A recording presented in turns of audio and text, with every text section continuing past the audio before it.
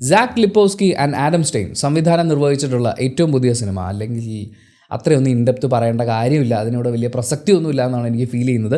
Final destination blood line എന്ന് ഗൂഗിളിൽ search ചെയ്ത് കഴിഞ്ഞാൽ അവരുടെ വിക്കിപീഡിയ പേജ് വരും. അതിൽ ഈ സിനിമയുടെ മുന്നിലും പിന്നിലും പ്രവർത്തിച്ച ആളുകളുടെ കംപ്ലീറ്റ് ഡീറ്റെയിൽസ് ഉണ്ട്, നിങ്ങൾക്ക് അവിടെ റെഫർ ചെയ്യാവുന്നതാണ്.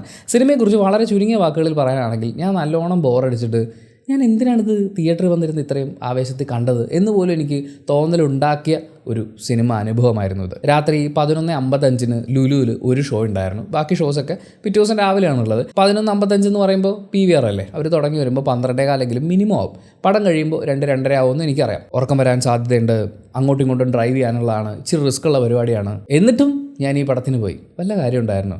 നേരം വെളുത്ത് എണീറ്റ് സമാധാനത്തിൽ പോയി കണ്ടാൽ മതിയായിരുന്നു. സിനിമയുടെ കഥയെക്കുറിച്ച് പറയാനാണെന്നുണ്ടെങ്കിൽ, പൊതുവിലുള്ള ഒരു ദുരന്തം കഥ പരിപാടിയൊക്കെ ഉണ്ടല്ലോ, അതായത് ഒരിക്കലും പ്രതീക്ഷിക്കാത്തതുപോലെ മരണം വരുന്നു, അത് വളരെ ഭീകരമായിട്ടുള്ള അവസ്ഥയിൽ തന്നെ നമ്മളെ കാണിച്ചിരുന്നു എന്ന് പറയുന്നൊരു പരിപാടി. പക്ഷേ ഈ സിനിമയുടെ കഥ വെച്ച് നോക്കുമ്പോൾ പാഷാണം ഷാജി പറയുന്ന കഥ കുറച്ചും കൂടി ഭീകരതയുള്ളതാണെന്ന് എനിക്ക് അനുഭവപ്പെട്ടു. കാരണം ഒന്നും തോന്നുന്നില്ല, ഒരു സർപ്രൈസ് ഫാക്ടർ ഇല്ല, ഒരു ഭീകരതയില്ല. ഇതിൻ്റെ ഇടയിൽ എന്തിനോ വേണ്ടി തിളയ്ക്കുന്ന സാമ്പാർ എന്ന് പറയുന്ന പോലെ സത്യത്തിൽ അവർ കോമഡി ചെയ്യാൻ വേണ്ടി കോമഡി ചെയ്തതാണോ അതോ ചെയ്ത് കഴിഞ്ഞത് കോമഡി ആയി പോയതാണോ എന്നറിയില്ല. കുറേ കോമഡി സീനുകളൊക്കെ ഉണ്ടായിരുന്നു. പിന്നെ കഥ ദുരന്തമാണെങ്കിലും വിഷ്വലി അവർ ഈ ഭീകരതയൊക്കെ കാണിക്കുമ്പോൾ, പ്രത്യേകിച്ച് ഇവരുടെ ഒരു ബ്ലഡ് ബോൺ മീറ്റ് പരിപാടികളൊക്കെ കാണുമ്പോൾ, അത് കാണുമ്പോൾ നമുക്കുണ്ടാകുന്ന ഒരു തരിപ്പുണ്ടാവുമല്ലോ, അതും ഇല്ലായിരുന്നു. കാരണം VFX വളരെ ശോകമായിട്ടാണ് എനിക്ക് അനുഭവപ്പെട്ടത്.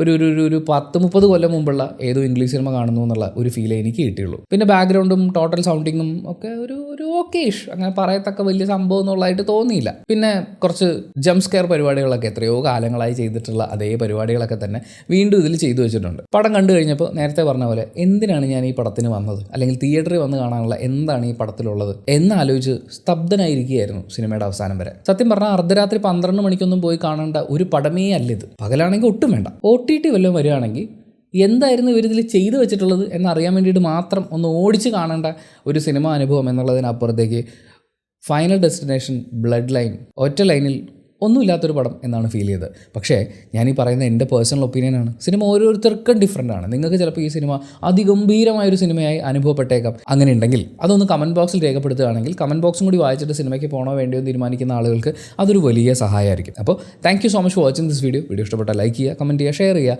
സബ്സ്ക്രൈബ് ചെയ്യുന്ന കാര്യം പരിഗണിക്കുക.